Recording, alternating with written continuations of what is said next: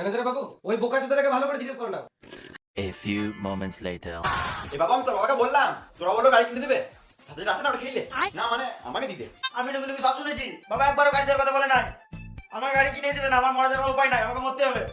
আমার গাড়ি চাই, বাস, আমি কি চাই না। হ্যালো, কোথায় আছিস? বাড়িতে আছি।